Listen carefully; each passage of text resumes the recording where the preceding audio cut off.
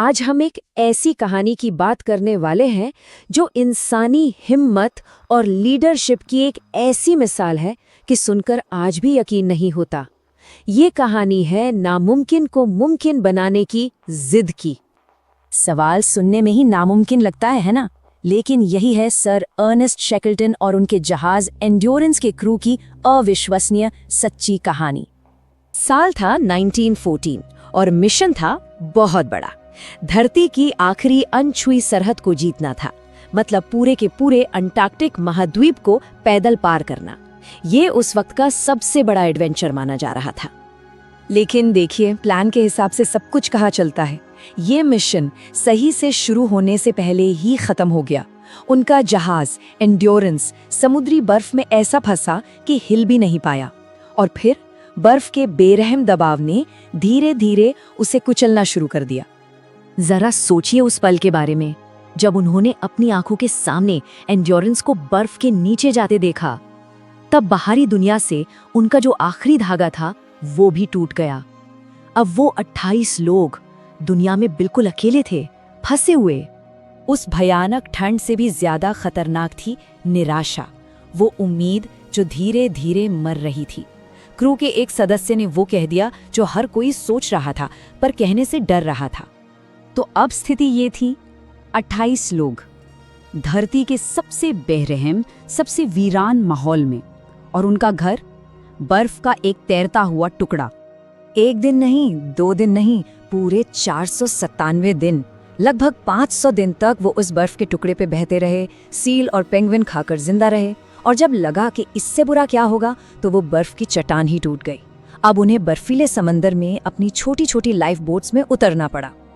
कई दिनों तक समंदर से जूझने के बाद उन्हें आखिरकार जमीन दिखी, एलिफेंट आइलैंड।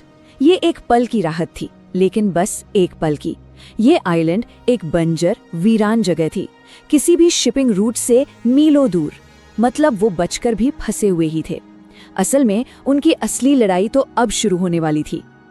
अब शैकल्टन के पास सिर्फ एक ही रास्ता बचा था, एक ऐसा दांव जिसे द फॉरलोर्न होप कहा जाता है। मतलब एक ऐसी आखिरी कोशिश जो लगभग सुसाइड करने जैसी थी। शैकल्टन और 5 और लोग एक छोटी सी नाव में मदद की तलाश में निकलेंगे, दुनिया के सबसे खतरनाक समंदर में। ये सफर था 1300 किलोमीटर का, और इसे पार करना था ड्रेक पैसेज में, जो दुनिया का सबसे तूफानी समंदर माना जाता है। और किसमें? एक छोटी सी सिर्फ 7 मीटर की खुली नाव में, विशालकाय लहरों के बीच।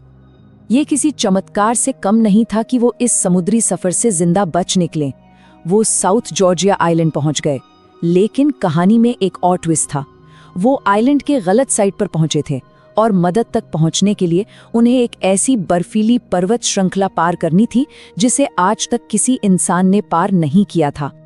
और उन्होंने ये कर दिखाया, बिना किसी मॉडर्न क्लाइंबिंग गियर के, बस जूतों में पेंच ठोककर वो 36 घंटे तक बिना रुके चलते रहे।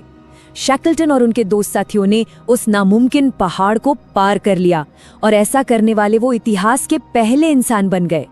पर एक मिनट रुकिए, जब शैकल्टन ये सब कर रहे थे तो पीछे एलिफेंट आइलैंड पर क्या हो रहा था? वहां 22 लोग एक नाव को उल्टा करके बनाई गई छत के नीचे 128 दिनों तक इंतजार कर रहे थे, हर एक दिन। और उनकी उम्मीद को जिंदा रखने वाला था उनका लीडर फ्रैंक वाइल्ड, जो हर सुबह कहता था, दोस्तों अपना सामान पैक कर लो, बॉस आ जा सकते हैं। सोचिए उस उम्मीद की ताकत। और दूसरी तरफ शैकल्टन ने तो जैसे हार मानने से ही इनकार कर दिया था। पहली रेस्क्यू कोशिश नाकाम, बर्फ ने रास्ता रोक दिया। दूसरी कोशिश वो भी फेल। तीसरी कोशिश फिर से बर्फ आड़े आ गई, लेकिन वो रुके नहीं। एक चौथी बार एक उधार का जहाज लेकर वो फिर निकले। और फिर 30 अगस्त 1916 को वो दिन आया। चौथी कोशिश कामयाब हुई। जब शैकल्टन का जहाज किनारे पर पहुंचा, उन्होंने दूर से गिना, 1, 2, 3, पूरे 22 लोग, सब जिंदा थे, सब के सब। वो पल उनके मिशन की असली जीत का पल था। देखिए, जिस मिशन पर वो निकले थे, अंटार्कटिका को पार करना, वो तो बुरी तरह फेल हो गया था। लेकिन असल में शैकल्टन एक कहीं ज्यादा बड़े, कहीं ज्यादा मुश्किल मिशन में कामयाब हुए थे। उन्होंने अपने 27 साथियों में से एक को भी मरने नहीं दिया। तो एंड्योरेंस की कहानी सिर्फ एक एडवेंचर की कहानी नहीं है। ये हमें सिखाती है कि जब आपका मेन गोल ख़त्म हो जाए, जब सब कुछ बिखर जाए, तब कामयाबी का असली मतलब क्या होता है। ये कहानी है लीडरशिप की, हिम्मत की और इंसान के उस जज्बे की जो कभी हार नहीं मानता।